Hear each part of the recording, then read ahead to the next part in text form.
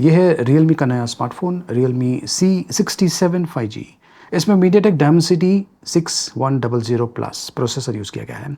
अब ये जो प्रोसेसर है, मैंने हाल ही में एक स्मार्टफोन रिव्यू किया था Redmi 13C, उसमें भी यही सेम प्रोसेसर यूज़ किया गया है। लेकिन जो Redmi 13C का स्मार्टफोन है, उसका जो कैमरा क्वालिटी है वो ठीक ठाक था। खास करके जो लो लाइट फोटोग्राफी है उस स्मार्टफोन में वो इतनी खास नहीं थी।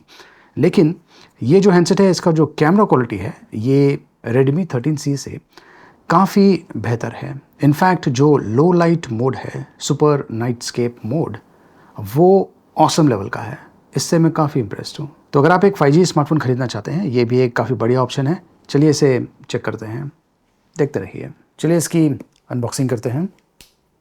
तो इस बॉक्स के अंदर ये एक और बॉक्स है और इसके अंदर सिम ट्रे, इजेक्टर पिन, कुछ बुकलेट्स और ये सिलिकॉन केस दिया हुआ है। ये ट्रांसपेरेंट सिलिकॉन केस है, ब्लैक शेड के साथ में है। और इसके अलावा ये है हैंडसेट, ये है सनी ओएसिस कलर वेरिएंट, काफ़ी यूनिक पैटर्न है। इसके अलावा ये है डेटा केबल और ये है अडेप्टर। ये 33 वॉट का अडेप्टर है, सुपरबुक। तो फास्ट चार्जिंग सपोर्ट के साथ में आता है। इसका जो सिम स्लॉट है इसे मैंने निकाल दिया है, ये ट्रिपल स्लॉट के साथ में आता है। ये जो केस है इसे इस प्रकार से डिज़ाइन किया हुआ है कि ये जो फिंगरप्रिंट सेंसिंग एरिया है, यहाँ पे थोड़ा सा अलग डिज़ाइन पैटर्न दिया हुआ है, जिससे आप इजीली मेकआउट कर सकते हैं कि यहाँ पर है फिंगरप्रिंट सेंसर। ये देखिए, यहाँ से आपको अच्छा आइडिया मिल जाएगा। ये जो केस है ये थोड़ा सा यहाँ पर अंदर की तरफ मुड़ जाता है। ये जो हैंडसेट है ये 7.8 mm अल्ट्रा स्लिम बॉडी के साथ में आता है, जिससे जब आप इसे हाथों में पकड़ते हैं तो आपको काफ़ी कंफर्टेबल फील मिलता है।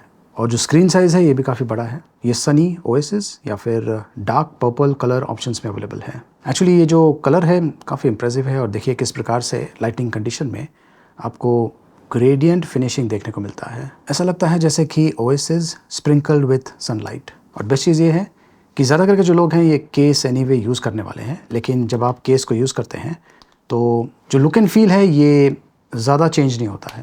इनफैक्ट जो इफेक्ट है यहाँ पर भी आपको केस के साथ में देखने को मिलता है, लेकिन एक तरह से टिंट आ गया है इस पर, अच्छा सा फील देता है। और मैंने ये जो हैंडसेट है इसे केस के साथ में यूज़ किया है, काफ़ी बढ़िया सा कंफर्टेबल फील मिलता है और एक तरह से कॉन्फिडेंस भी मिलता है कि ये जो केस है इस हैंडसेट को प्रोटेक्शन प्रोवाइड करने वाला है। और अगर आप यहाँ पर ध्यान से देखें, ये जो केस है यहाँ पर एजेस पर अंदर की तरफ कर्व होता है, जिससे जो स्क्रीन है इसे बहुत ही बढ़िया प्रोटेक्शन भी मिलता है। ये न्यू स्मार्ट 5G टेक्नोलॉजी के साथ में आता है, जो कि इंटेलिजेंटली 4G और 5G नेटवर्क्स में स्विच करता है, जिससे जो नेटवर्क पावर कंजम्पशन है वो कम होता है। चलिए मैं आपको जो 5G स्पीड है उसके बारे में बताता हूँ। मैंने जो जियो नेटवर्क है एज वेल एज जो एयरटेल नेटवर्क है, दोनों का टेस्टिंग किया था और ये देखिए ये है स्पीड टेस्ट।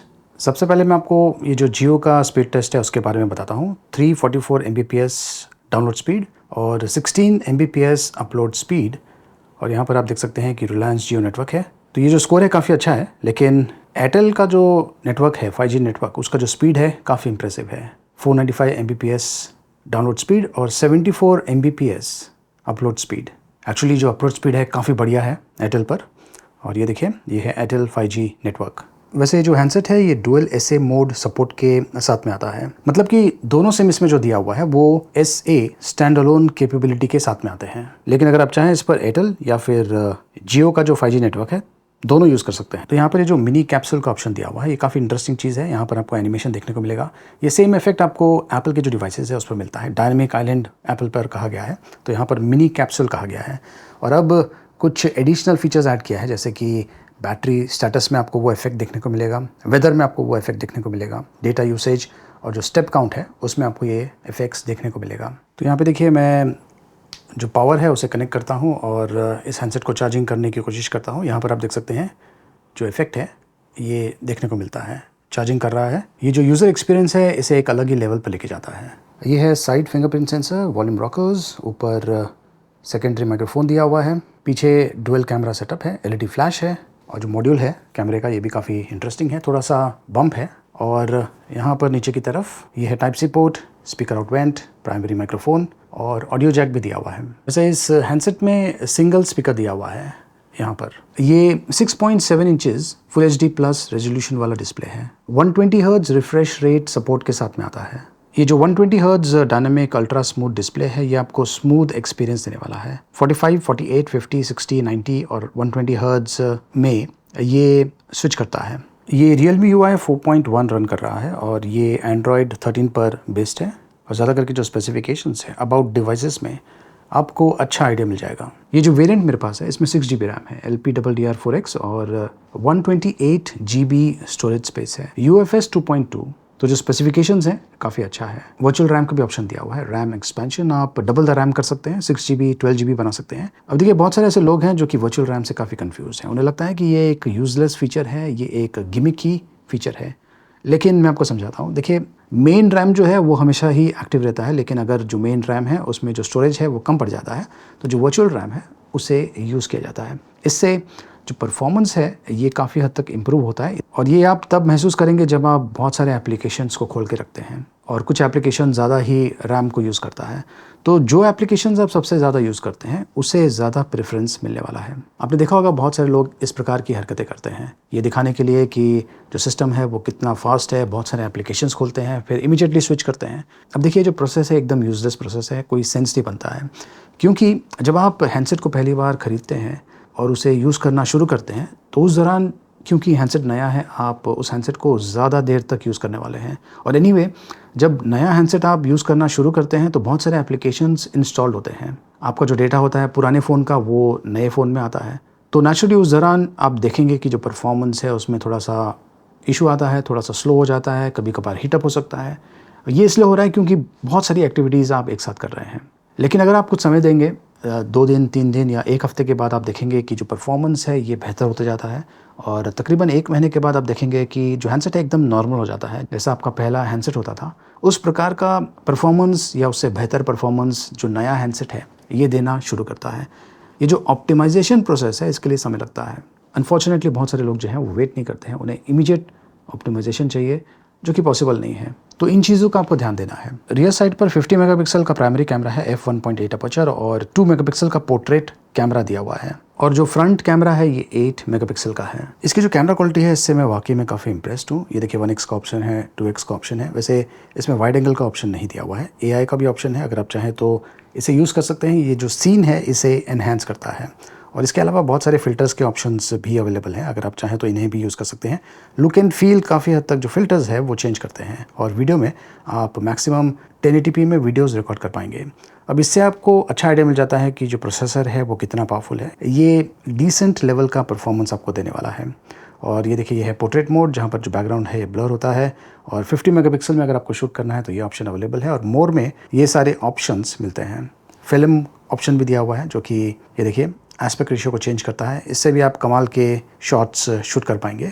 और इसके अलावा स्ट्रीट मोड भी दिया हुआ है, इसमें 24 मिल और 48 मिल का ऑप्शन दिया हुआ है। ये भी आप खास करके अगर आप स्ट्रीट फोटोग्राफी करते हैं उस दौरान इसे यूज़ कर सकते हैं। और ये है नाइट मोड। नाइट मोड से तो मैं कुछ ज़्यादा ही इम्प्रेस्ड हूँ और उसके पीछे कारण ये है कि एक्चुअली मैं आपको बताता हूँ। तो यहाँ पर मैंने जो लाइट है इसे ऑफ़ कर दिया है और ये देखिए, ये जो स्मार्टफोन है इसमें मैं ये जो नाइट शॉट है इसे शूट करने की कोशिश करता हूँ।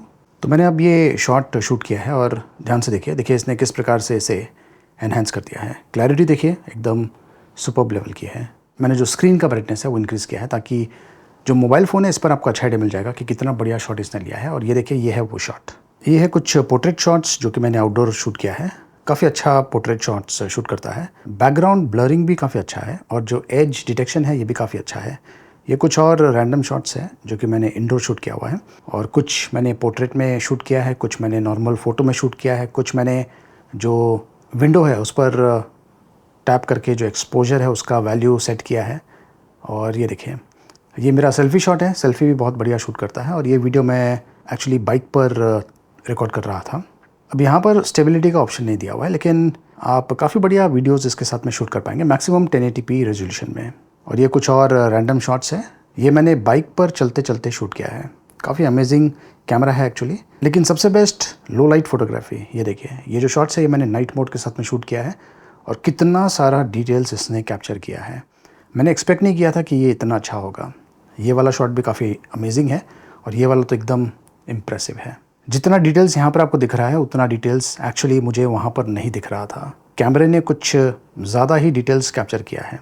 ये मैंने कार के अंदर शूट किया है और ये जो शॉट है मैंने आपको अभी अभी बताया था। तो कैमरा क्वालिटी से मैं बहुत ही ज़्यादा इम्प्रेस्ड हूँ। अबाव एवरेज कैटेगरी का है और ख़ास करके जो नाइट शॉट्स है एक्सीलेंट लेवल का है। तो इसमें MediaTek Dimensity 6100 plus processor use किया गया है और इसका परफॉर्मेंस आपने जो Redmi 13C स्मार्टफोन है उस पर भी देखा था, तो इसमें भी मुझे वही सेम स्कोर मिला है। ये देखिए 4 लाख के आसपास मुझे स्कोर मिल रहा है, जो कि काफ़ी अच्छा है एक्चुअली। और मुझे लगता है कि ये जो हैंडसेट है इसका प्राइसिंग भी काफ़ी बढ़िया होगा। चलिए गेम टेस्ट करते हैं। ये है वर्ल्ड वॉर 2 गेम, जो कि इस पर काफ़ी अच्छा चल रहा है। वैसे इस कैटेगरी के जो यूज़र्स हैं ये ज़्यादा करके गेम्स खेलने वाले यूज़र नहीं है। ये फ़ोन को जो नॉर्मल एप्लीकेशंस है जैसे कि फेसबुक, व्हाट्सएप, यूट्यूब, वीडियोज़ देखने के लिए वैसे टाइप के एप्लीकेशंस के लिए यूज़ करते हैं। लेकिन इन केस अगर आप इस पर गेम्स खेलना चाहते हैं तो यस, इस पर आप गेम खेल पाएंगे। काफ़ी बढ़िया परफॉर्मेंस ये दे रहा है। अब ये देखिए, ये है इसका इंटरफेस और यहाँ पर बहुत सारे एप्लीकेशंस प्री इंस्टॉल्ड हैं, लेकिन अगर आप चाहें तो एप्लीकेशंस को अनइंस्टॉल कर सकते हैं। स्पीकर की क्वालिटी अच्छी है और जो बिल्ट इन माइक्रोफोन है इसकी क्वालिटी भी काफ़ी अच्छी है। मैंने एज सच कोई भी इशू इसके साथ में फेस नहीं किया है। तो ये जो हैंडसेट है इसका जो स्पेसिफिकेशंस है Redmi 13C के कंपैरिजन में बेहतर है। इसमें 5000 mAh की बैटरी है और 33 वाट का चार्जिंग सपोर्ट दिया हुआ है, मतलब कि फ़ास्ट चार्जिंग सपोर्ट भी इसमें दिया हुआ है। अब कुछ लोगों ने Redmi का जो वीडियो मैंने बनाया था उसमें कमेंट किया था कि फ़ास्ट चार्जिंग देना चाहिए था, तो यहाँ पर आपको मिलता है। और मुझे लगता है कि इसका जो प्राइसिंग है ये Redmi 13C के कंपैरिजन में थोड़ा सा ज़्यादा होगा, लेकिन ये एक बेहतर ऑप्शन है। और ज़्यादा करके जो लोग Redmi 13C में कमियां ढूंढ रहे थे वो आपको वो जो कमियां है इसमें फुलफ़िल हो जाएगा। अब इस हैंडसेट का प्राइसिंग क्या है और कहां से आप इसे खरीद सकते हैं उसके बारे में जानकारी मैंने वीडियो के डिस्क्रिप्शन में दिया हुआ है, देखते रहिए।